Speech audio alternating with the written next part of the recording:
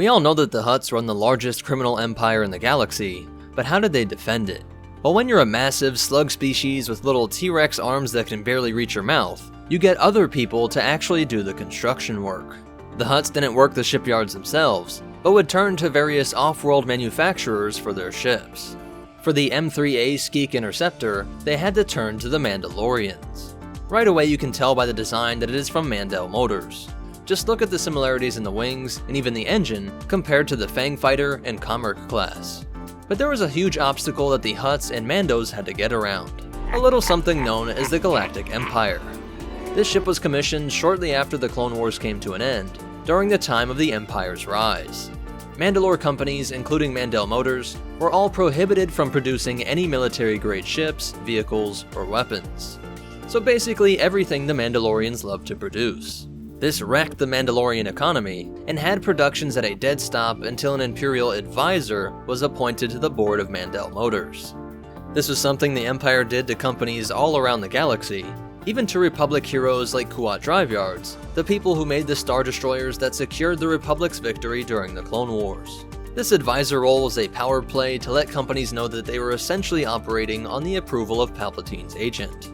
Ideally, this advisor would ensure that military equipment could never be sold to enemies of the Empire, but credits talk. Bribery and corruption were pervasive, and the slimy Hutts had hordes of wealth to drop into secret bank accounts. With the advisor satisfied and looking the other way, Mandel Motors was able to produce tons of military-grade ships for the HUTT Cartels and the Zon Consortium. The Mandalorians were strategic in making a ship that could fit into a certain gray area. Powerful enough to attract buyers, but not so ridiculous that it could easily blow away Imperial ships across the galaxy. If it was too overpowered, it might attract Imperial higher-ups, who would use exposing the Mandalorian advisor as a way to progress their own career. Also, if you made it incredibly powerful, you would put it into a price range that would exclude many buyers. So Mandel Motors set the Scyk at a price of 55,000 credits, making it less than the cost of a TIE fighter, and nearly 1/3 the cost of the X-Wing. This is made even more impressive by the fact that it has a Class 2 hyperdrive. Not as fast as the X-Wings, but equal to many other more expensive starfighters and bombers. Produced by Mandalorians, this ship has various loadout options, making it fit the needs of diverse criminal interests. You can get 4 different loadouts, all swapped out at these 2 weapon point locations. It can be twin light laser cannons or twin ion cannons, and then a proton torpedo launcher with 4 torpedoes on board, or 1 concussion missile launcher with 6 on board. For defense, it had a light shield generator, which is more than the TIE fighter can say. The only problem is that it's considered a light interceptor, yet it's kinda slow. Usually, and almost by definition, interceptors are supposed to be faster than standard fighters, but the M3-A only has a top speed of 950 km per hour, or 590 miles per hour, making it slower than the X-Wing and way slower than the TIE fighter. But it does make up for this with absurd maneuverability in the hands of the right pilot. Most who used this ship loved it, but there were some complaints about its cramped cockpit and the almost non-existent personal storage. But I must say I do like the layout of the controls. Purchase orders would often have an equal split across the different weapon loadouts, so that squadrons of criminal ships could rip apart their targets with a combination of lasers, ion blasts, torpedoes, and missiles. This method was actually used in spectacular effect against the Black Sun during the Battle of Tensari Station. Its success sparked a Mark II, where the wings are extended more, perhaps making it more aerodynamic when in atmosphere.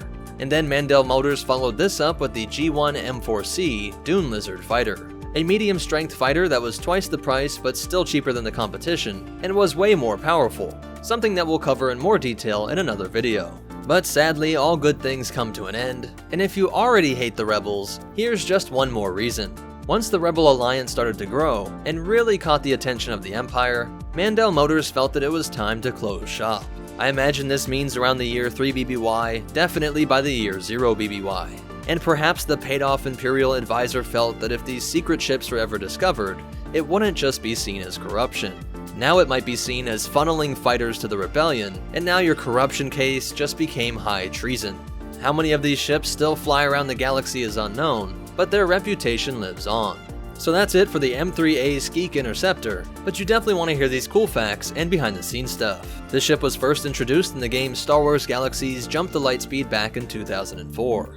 and later it was introduced in the Star Wars X-Wing miniatures game via the expansion Scum and Villainy. And remember that in this Legends material, they were used against the Black Sun. In the new canon, we know that Maul took over Black Sun in the Clone Wars TV show, and the Solo movie left the door open for future depictions of Maul's criminal empire. So maybe there is hope that this ship will return in canon, maybe even on the big screen.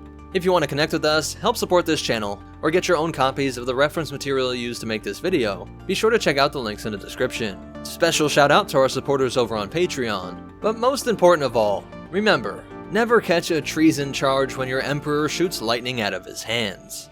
And the Force will be with you, always.